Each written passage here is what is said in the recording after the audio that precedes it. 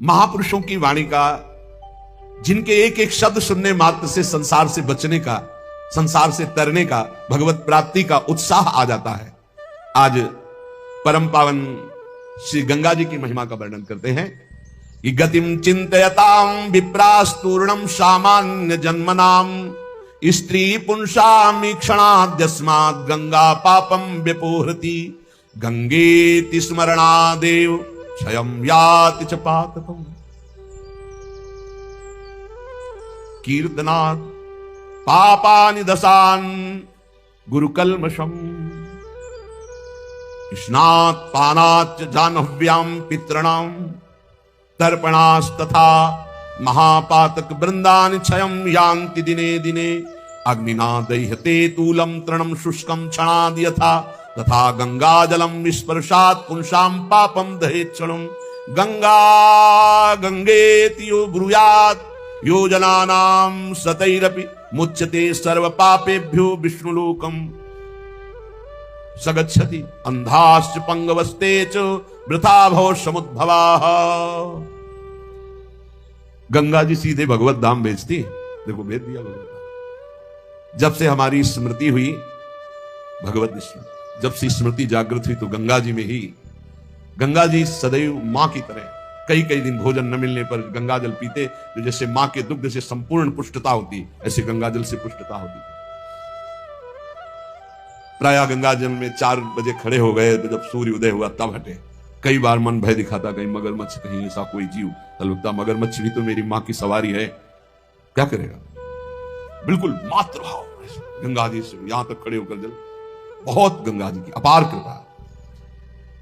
एक समय था जब वृंदावन वास करते थे, कहीं कोई अगर गंगा शब्द उच्चारण कर दे तो रोना आ जाता था, क्योंकि बचपन से प्यार, उन्हीं के पास, उन्हीं की गोद, हमें बस इतना ही हमारा भ्रमण था। जो भी महान पावन तीर्थ हुए, जैसे काशी से लेकर हरिद्वार के पहले तक, ऊपर नहीं चढ़े, बस गंगा किनारे, यही हमारा जीवन था। अगर हम चित्रकूट गए तो वृंदावन आने के लिए गए, क्योंकि काशी से चित्रकूट, चित्रकूट से वृंदावन, नहीं हम और कभी कहीं तीर्थ गए नहीं। तीर्थराज, प्रयाग, गंगा के किनारे, जितने गंगा किनारे, ब्रह्मावर्त, बिठूर, काशी, ये सब गंगा के किनारे, गंगा जी के सिवा हम कभी नहीं निकले। कई बार ऐसे संतों का समागम हुआ, आप अयोध्या चलिए, आप अमुक तीर्थ चलिए। बस एक अनन्य निष्ठा गंगा जी के, ये स्वभाव पहले से था, अनन्य भाव गंगा जी की। शायद गंगा जी ने कृपा की तो जहां से वो प्रकट हुई उन्हीं के चरणों के धाम में भेज दिया। अपार करुणामयी, कोई भी ऐसी सदगति नहीं जो गंगा जी प्रदान न कर सके। गतिम चिंत्यताम विप्रास्तूर्णम सामान्य जन्मनाम, सामान्य जनों को भी परम गति प्रदान करने वाली और ब्रह्म ऋषियों के चिंतन मात्र से जो गति पर, जो चाहे वो गति गंगा जी प्रदान करें। साक्षात ब्रह्म द्रव प्रवाहित है गंगा जी। गंगा जी की ही एक ऐसी अमोघ महिमा है कि जिनके दर्शन मात्र से पाप नष्ट हो जाते हैं। गंगा जी मतलब श्रीधाम वृंदावन से इस समय जैसी आसक्ति प्रगट की वृंदावन ने, ऐसी गंगा जी से आसक्ति। गंगा जी छोड़कर कहीं नहीं जाना, किनारे ही जो तीर्थ मिले मिले, कहीं नहीं जाना, नगर में भी ऊपर नहीं चढ़ना, वहीं जो आहार मिले आहार मिले। गंगा का क्यों, कैसे बताएं, क्या परमानंद स्वरूप गंगा जी हैं, जिनके दर्शन मात्र से सारा पाप नष्ट हो जाता है गंगा जी से। और आपको बताएं, अधिकतर बड़े महापुरुषों का दर्शन गंगा किनारे, जो प्रगट में थे और जो अप्रकट थे। नानक देव जी का पहला साक्षात्कार गंगा के किनारे हुआ।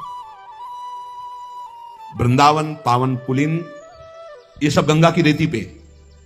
वृंदावन पावन पुलिन प्रियालाल, ये गंगा की रेती, सेनपुर, साक्षात गंगा से प्रकट होते हुए सिद्ध मां। बड़े चमत्कार गंगा मैया के, बड़े चमत्कार, अद्भुत, मतलब वाणी लड़खड़ाती है उनकी महिमा को। कहते हैं कि वो महिमा तो इस जीवन में देखी है ना, इसलिए बड़ी दिव्यता गंगा जी में। गंगा जी के नाम का स्मरण मात्र करने से पाप थर्रा जाते हैं। जो गंगा जी की डुबकी लगाता है वो महापापी भी पावन हो जाता है। विश्वास हो जाए, विश्वास हो जाए। गंगा जी में स्नान करके, आचमन करके, गंगा में ही जब पितरों का तर्पण किया जाता है तो पितरों को बहुत तृप्ति होती है और पितर मुक्त होने लगते हैं। जैसे अग्नि के संसर्ग से रुई भस्म हो जाती है, ऐसे ही गंगा जी के स्पर्श से शारीरिक, मानसिक, वाचिक तीनों प्रकार के पाप भस्म हो जाते हैं। गंगा गंगेति यो ब्रूयाद योजनानां सतैरपि, जो 100 योजन दूर, 400 कोस दूर से गंगा गंगा गंगा बोले, मुच्यते सर्व पापेभ्यो विष्णुलोकम स गच्छति, वो शरीर निष्पाप हो जाएगा वो वाणी निष्पाप हो जाएगी, उसका मन निष्पाप हो जाएगा और वो भगवत धाम का अधिकारी हो जाएगा। जो 400 कोस दूर से भी गंगा गंगा गंगा, सब गोरा ही गोरा है, गंगा जी गोरी, महादेव जी गोरे, तो फिर उन्होंने उठा के फेंक दिया ऐसे गोरे प्रेम रसासों में। कभी सोचा नहीं था कि कभी वृंदावन, कभी सोच में ही नहीं था वृंदावन। बड़ी अनन्य बात है, इतनी निर्भयता थी। अब गंगा किनारे तो गांव में लोग ऐसे ही लाश प्रवाहित करते हैं ना, कुत्ते वहां के बहुत प्रवीण होते, बीच धारा से घसीट के लाश लाके ऐसे, और वहीं किनारे हम भी पड़े हुए हैं, वहीं वो चीत रहे, कोई फर्क नहीं, एकदम निर्भयता। भगवान शिव की अनन्यता। गंगा जी को जब देखते हैं तो एक तो धारा में प्रवाहित होती है, भगवान शिव के जटा में भारी तन्मयता। गंगा जी की विशुद्ध कृपा, अपार शक्ति। कह रहे सैकड़ों योजन दूर से अगर गंगा गंगा गंगा ऐसा पुकार दे तो उसका शरीर पवित्र हो जाएगा, उसका मन पवित्र हो जाएगा, उसकी वाणी पवित्र। कल नरकों का वर्णन हुआ था, आज नरकों से उद्धार का वर्णन हो रहा है भाई। गंगा जल का आचमन करने वाला, गंगा जल का स्नान करने वाला, गंगा की धारा का दर्शन करने वाला, 400 कोस दूर से गंगा गंगा गंगा ऐसा उच्चारण करने वाला नरक नहीं जाएगा।